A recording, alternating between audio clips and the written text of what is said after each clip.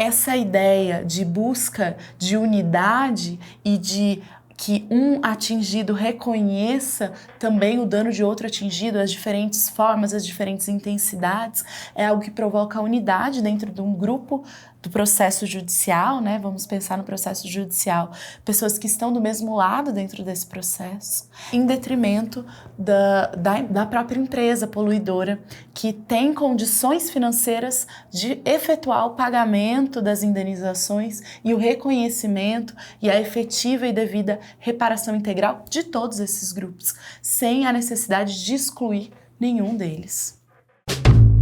Um rompimento. Quantos direitos atingidos?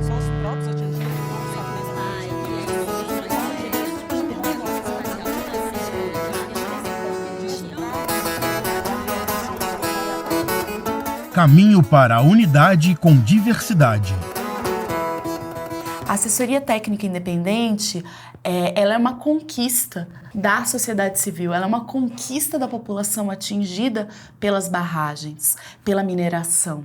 E ela precisa ser tratada como tal, porque é um direito conquistado, custeado pela própria poluidora pagadora, independente da própria poluidora pagadora e que tem como objetivo construir a justa reparação.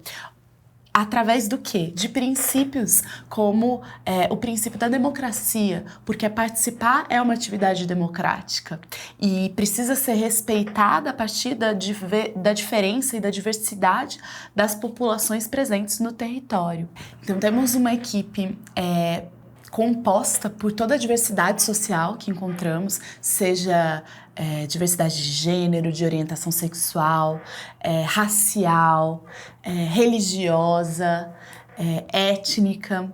A AIDAS preza pelo direito às pessoas serem quem elas são e pelo respeito a essa diversidade. Então, dentro da nossa organização, a gente trabalha com toda essa diversidade e temos especialistas também em cada um desses temas.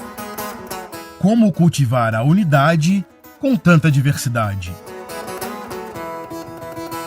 Bom, a gente está falando de um processo judicial em que temos dois polos.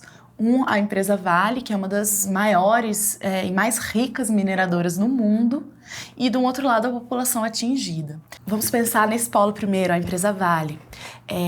Em janeiro de 2021, foi amplamente divulgado que as ações da empresa Vale quase dobraram no período de janeiro de 2019, momento do rompimento, até janeiro de 2021, batendo recordes de crescimento. Hoje, 3 anos e meio depois, o mercado financeiro, os analistas do mercado financeiro, pelo terceiro mês consecutivo, recomendam as ações da empresa Vale como uma das ações mais lucrativas do nosso mercado, acima inclusive do Banco do Brasil, da Petrobras e de outras grandes possíveis investimentos. O que eu quero dizer com isso? A empresa Vale, ela continua lucrando e ela continua muito bem financeiramente falando. Ela não tem problemas para pagar a justa indenização, a justa reparação, justa e devida reparação ao povo atingido pelo rompimento da barragem de Córrego do Feijão. Então, desse lado, temos essa empresa. Do outro lado, temos grupos de atingidos que têm diferentes danos e diferentes intensidades nos seus danos. Esses grupos, eles buscam pelo reconhecimento. Conhecer o direito de toda essa coletividade dentro da sua diversidade não faz com que determinado grupo tenha o seu direito afetado ou diminuído por um outro que também foi reconhecido, que pode ter intensidades ou formas de se explicitar diferentes.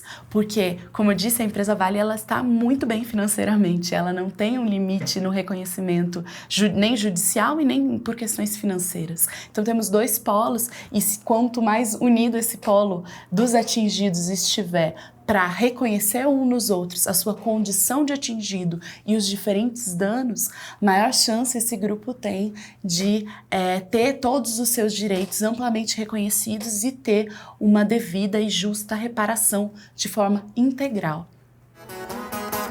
Como a assessoria técnica independente atua neste contexto? Então, a assessoria técnica, ela é independente, ela não pode ter vínculo com a empresa poluidora pagadora. E para isso ela é escolhida através de votação pelos próprios atingidos. Então passa pela autodeterminação dos sujeitos que tiveram seus direitos violados. Então a assessoria técnica vem como assessora para diminuir essa desproporção de forças e tentar buscar alguma equidade dentro desse processo, em termos técnicos em especial. Por isso que a assessoria técnica tem uma diversidade de técnicos e de especialistas nos diferentes eixos que identificamos possíveis danos à população atingida. Essa coletivização desse processo do lado dos atingidos tende a fortalecer o processo de produção de provas, porque quando a gente consegue identificar que determinada coletividade tem a sua água, por exemplo, afetada por altos índices de concentração de alumínio, de manganês, que são derivados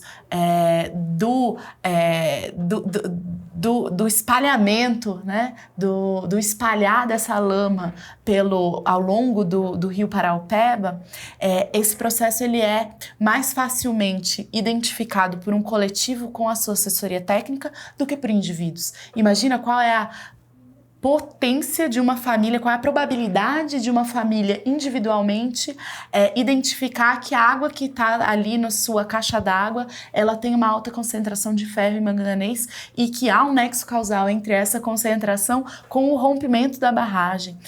Esse é um trabalho que individualmente é praticamente impossível de ser realizado.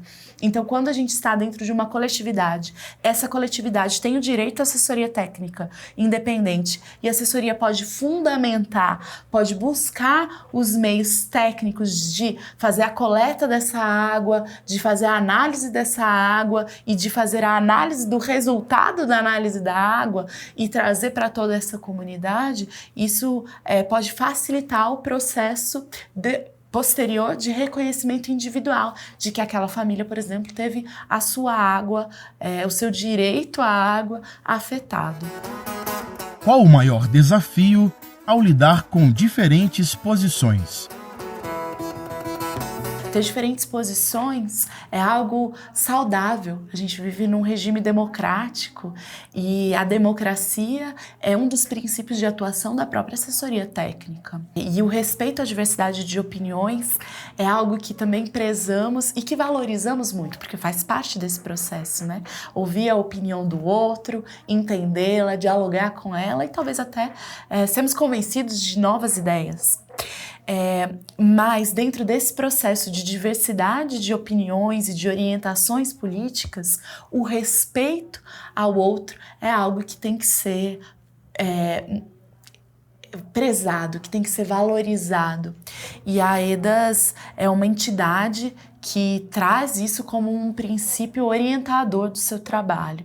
Então, dentro dos espaços da assessoria participativos, a gente preza por isso e sempre que há uma identificação de um possível desrespeito a essa diversidade de opiniões, a gente orienta que todos os indivíduos que se sentem afetados busquem as autoridades responsáveis pela defesa, seja pela defesa do direito à participação, seja pela defesa do direito à diversidade religiosa, racial, étnica, de orientação sexual, como também pelo direito à fala, à voz, né, a livre organização também, seja organização em diferentes grupos políticos, como também partidos eleitorais. Isso é um direito democrático, né, conquistado e escrito na nossa Constituição de 1988.